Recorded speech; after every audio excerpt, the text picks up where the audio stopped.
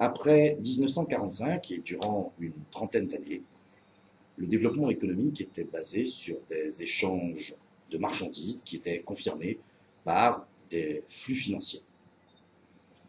Depuis et encore aujourd'hui, seule la direction, les volumes et le timing des flux financiers fabriquent l'illusion la plus parfaite d'un développement économique complètement factice.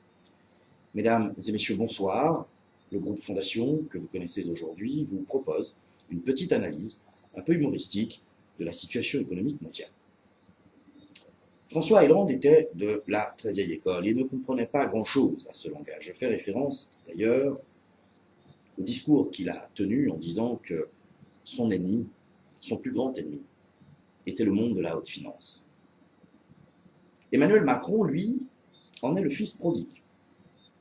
Si le système s'effondre, c'est la dette mondiale des pays pauvres qui sera réduite à peau de chagrin.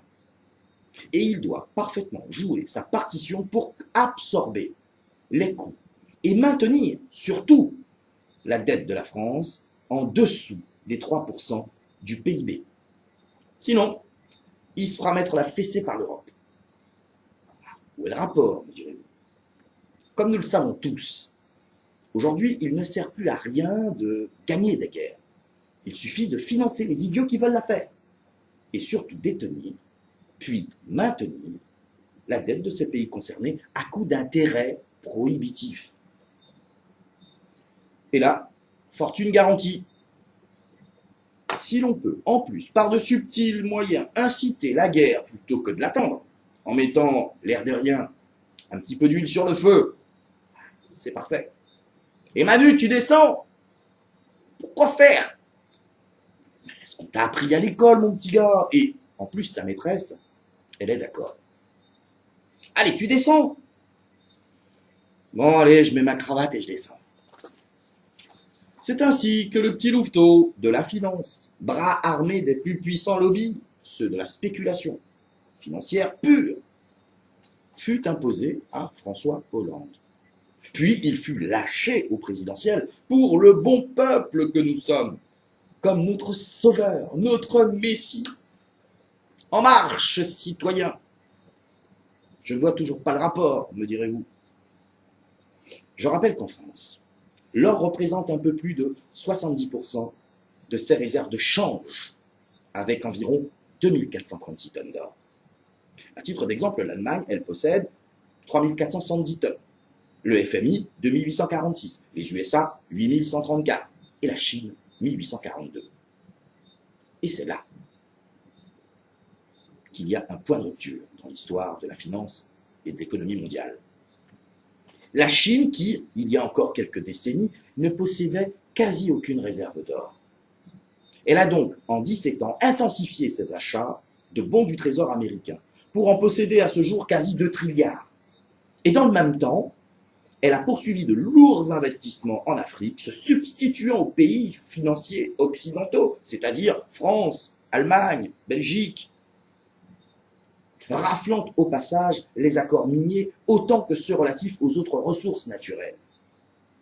Par ailleurs, la Chine s'est constituée une réserve agraire négociant l'installation de pharaoniques plantations de cultures maraîchères et autres rizières dans plusieurs pays africains, ce à quoi l'Europe coloniale moribonde n'avait jamais pensé. Flûte! On aurait pu encore y penser, on se serait encore plus gavé et mieux assurer nos arrières, se disent-ils aujourd'hui. Trop tard. La Chine a réussi à exporter sa monnaie en très grande quantité en Afrique, rendant la quantité de devises, donc sa monnaie à l'extérieur de son pays, suffisante pour soutenir un quelconque déséquilibre à l'intérieur, ce qu'avaient par ailleurs réussi les USA en ayant quasiment autant, et sinon plus, de dollars US à l'extérieur qu'à l'intérieur du pays. Mais c'était sans compter l'équilibre que procurent les bons du Trésor américain à la Réserve fédérale, lesquels bons du Trésor sont détenus en masse par qui, devinez, la Chine, le Japon, la Corée. Pauvres petits joueurs. Ignorance, mais quand tu me tiens, dire que c'est pourquoi les lobbies américains On pensait que Trump pourrait contrebalancer la tendance contre les Nyakwe, comme dit ce très poli et éduqué président. Petite boutade. Dans le même temps, l'Europe moribonde se débat encore pour produire une monnaie soi-disant forte, mais qui, en l'absence d'exister à l'extérieur en tant que devise, en quantité suffisante, n'a aucune chance. Aucune. D'où l'intérêt de préserver le peu de pouvoir qu'elle possède encore en Afrique. Quand on pense que le français moyen croit encore que c'est la France qui, dans sa grande mansuétude, aide les petits Africains, alors que c'est pour sauver sa peau, aux yeux de l'Europe, qu'elle propose aux 10 pays africains de grandes suppressions de dettes et, attention, de refinancement derrière. Si le français moyen se doutait que la France aurait été tellement contente de supprimer plus de dettes de pays africains pour derrière refinancer évidemment tous ces pays. Allez, s'il vous plaît, vous supprimez la dette les mecs. Vous devez accepter que je vous refinance. Mais pitié, bossez pas avec les Chinois, putain. Nous, la France, l'Europe et vous, c'est une grande histoire. Évidemment, bon, ok, on vous a pas vraiment mis la carotte, quoi. C'est du style qui aime bien châtie bien. C'est comme un père et son fils. Tiens, cela me rappelle un peu quelque chose en Guadeloupe d'un procureur. Étienne, oh, tiens-le bien. Mais bon, c'est une autre histoire. Alors déjà que les Coréens, Corée du Sud évidemment, une des plus grosses puissances mondiales, ont soufflé en 2010 la fabrication de 5 centrales nucléaires au Moyen-Orient, à Areva, tenez le bout. Que Renault utilise leur technologie et que leurs téléphones portables envahissent la planète autant que leur frigo, mais que va-t-on devenir, nous, petits Français qui ne fabriquons quasiment plus rien? Allez, on va faire croire aux petits noirs des départements d'outre-mer qu'ils doivent se prendre en main et manger ce qu'ils produisent. Après tout, hein, leur bouffe chlordéconée, complètement polluée. On s'en fout, nous, qu'ils la bouffent. Cela va justifier qu'on les presse encore plus.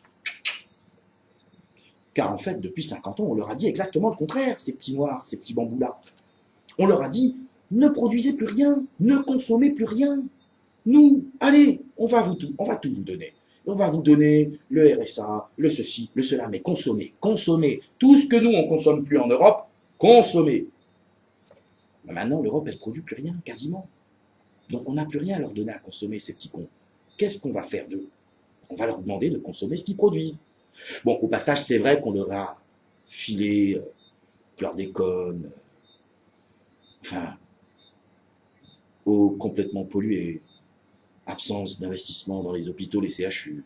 C'est pas grave, ils vont se démerder. Hein. Aujourd'hui, on les a assez pompés peut-être, on va les pressuriser jusqu'au dernier bout, mais maintenant, bon, allez, on est prêt à lâcher. Enfin, nos petits bambous là consommateurs avec le bibidome, on s'est quand même réservé aussi avec eux une petite place au soleil pour nos grands meneurs. Un peu comme à l'époque, cela se faisait à Rome, vous savez, sur les territoires conquis.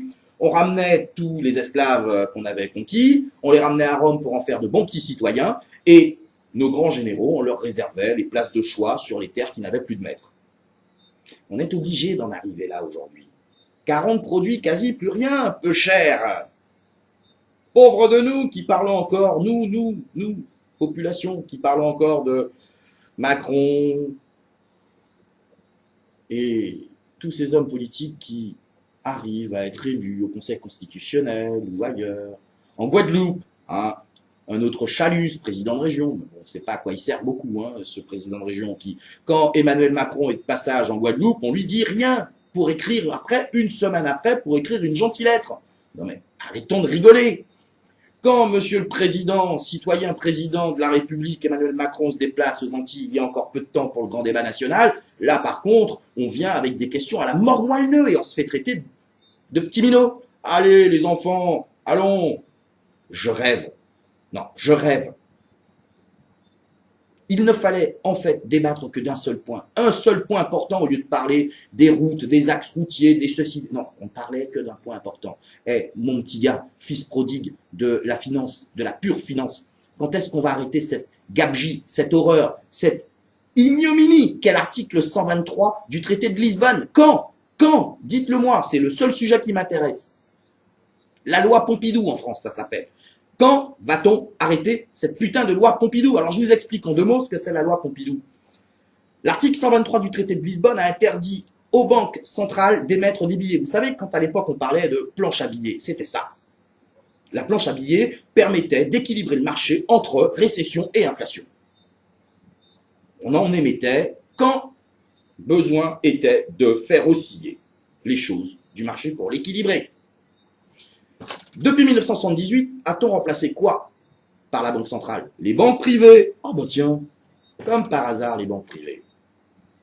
Et les banques privées seules, aujourd'hui, émettent une monnaie que l'on appelle monnaie scripturale, qui est créée par le crédit aux établissements publics ou aux privés. Des gens comme toi, comme moi, comme nous. Nous, quand on emprunte pour acheter, on crée de la monnaie scripturale. Et quand on la rembourse, en la remboursant, on la décrée. Pardonnez-moi ce néologisme. Le principe fondateur donc de cette monnaie scripturale est d'exister, d'être créé avec l'octroi d'un crédit et de ne plus exister, de disparaître avec le remboursement du crédit. Mais c'est quoi cet effet pervers? En réalité, donc, pour maintenir un niveau suffisant entre croissance et inflation, on est obligé de maintenir un niveau d'emprunt en permanence. Ça veut dire qu'on vous pousse à consommer du crédit en permanence. Et puis, au passage, comme nous sommes de la petite scraps, hein, la population, là, et bien même le pays en lui-même, on lui demande d'investir. Et on lui crée de la dette publique. Et c'est comme ça que 45% de la dette publique, c'est le remboursement des intérêts de la dette que nous avons aux banques privées. 65%, c'est le budget consacré à l'éducation. Ça, c'est parfait. Mais vous imaginez que le deuxième poste, c'est les intérêts de la dette. Qui en profite? Les banques privées, les gros groupes financiers. Voilà où on en est avec ce système pervers. Quand je vous dis qu'en réalité, ni Macron, ni Merkel, ni aucun d'entre eux, en réalité, ne peuvent rien pour cette situation de l'économie mondiale. En réalité, il s'agit d'un système pervers, perverti, par quoi? Par qui? Les groupes, les très gros groupes financiers qui ont créé les banques. Voilà. On va parler maintenant de ce que l'on va faire. Comment sortir de cette crise? Eh bien, c'est pour ça que les Gilets jaunes sont là. Quel que soit, vous me direz-vous, quels que soient les individus qui ont créé ou pas ce mouvement, qui ont initié ou pas, alors vous me direz, mais oui, c'est la population, c'est nous qui l'avons initié. Peut-être. Peut-être aussi que nous sommes un peu manipulés, mais c'est pas grave. Il est important que ce système soit renversé. Il est important que le système financier basé sur l'article 123 du traité de Lisbonne soit renversé. On ne pourra jamais tenir dans une économie factice. Nous ne pourrons jamais tenir la distance. On sera toujours les laissés pour compte. Toujours. Et quand certaines personnes, un peu bien nantis, avec un peu de pognon, pensent qu'ils sont mais complètement à part, mais pas concernés du tout par les Gilets jaunes, ils se trompent. Il suffit de constater qu'en octobre 2018, le groupe Rothschild a liquidé toutes ses fiduciaires. Ça veut dire quoi? Ça veut dire qu'ils lâchent leur immobilier. Juste au moment où on crédifie. Parce que, en fait, ces gens qui se croient de grands bourgeois, qui ont un peu d'argent, un peu de pognon de côté, ce n'est plus le fait que leurs revenus, ils seront bien contents de ne plus payer de l'impôt sur la fortune dessus, mais ils ne se rendent pas compte que depuis des générations, leur père, leur grand-père et eux-mêmes ont fait une chose: créer un patrimoine immobilier, acheter des maisons, acheter une maison à Cannes, acheter des appartements à Paris, acheter des appartements dans des zones touristiques pour les louer, pour se créer un patrimoine. Ces grands bourgeois, en réalité, ne comprennent même pas qu'en méprisant les gilets jaunes, ils sont les futurs sacrifiés du système. Ils n'ont rien pigé. Aveugles sont-ils et aveugles ont-ils été à l'avènement de l'IFI? Continuez de penser qu'en fait, l'ISF, faut pas le rétablir. Faut pas le rétablir. Vous comprendrez bientôt qu'en réalité, vous êtes les futurs sacrifiés et qu'on va vous pressuriser, mais comme vous ne l'avez jamais été. N'oubliez pas ce que disait Mazarin. Mazarin expliquait qu'en réalité, ce sont ceux qui produisent un peu de travail qui doivent être ponctionnés, pas les riches. Parce que si vous pensez être des petits nantis, des grands bourgeois, vous n'êtes pas les aristocrates de ce pays. N'oubliez pas que vous ne faites pas partie des grandes fortunes. Et je vais dire même plus loin, je vais aller même plus loin, même la plus grosse fortune de France, les 500 plus grosses fortunes de France ne représentent à peine, à eux tous réunis, ils représentent à peine la fortune du groupe Rothschild qui est évaluée à peu près à 258 milliards d'euros. L'une des plus grosses fortunes est évaluée, en France, est évaluée à 57-65 milliards d'euros. Les 300-500 fortunes de France, à elles toutes, représentent à peu près 462 milliards d'euros. Vous imaginez les 500? Le groupe Rothschild en est à peu près à 258 à eux seuls. Ils ne jouent pas dans la même cour, mais pas du tout. Et ça, les gros bourgeois, là, ils n'ont rien pigé, ils n'ont rien compris. Ils vont se faire rétamer. Rétamer. Continuez de penser que l'ISF, c'est bien qu'on l'ait supprimé. Vous comprendrez après quand on va vous imposer sur le patrimoine que vous avez mis des générations, 1-2 générations, à constituer, tous vos appartements à Cannes, tous vos appartements à Paris, tous vos appartements à Nice, vous comprendrez, ou aux Antilles, les propriétés aux Antilles, vous comprendrez quand on vous foutra la carotte, vous comprendrez ce que je veux dire. Il faut arrêter tout ça. Il faut arrêter tout ça. Et il faut se rendre compte qu'aujourd'hui, il faut trouver un système ensemble. Ensemble. Il faut nous rassembler. Il faut surtout rassembler ce qui était pas. Chers tous, tous, n'attendons rien de quiconque, sauf de nous-mêmes. Faisons en sorte que le mot démocratie ait un sens, le pouvoir au peuple. Mais cela suppose qu'au lieu de dire chacun dans son coin, ça sert à rien, on ne pourra pas lutter contre un système. N'oubliez pas l'histoire de l'humanité, elle nous montre de beaux exemples. David contre Goliath, 1789. On en est capable, réunis, on est capable de tout. Je m'appelle Bernard Abdoul Manaroudine. Si Wispakem, Parabellum.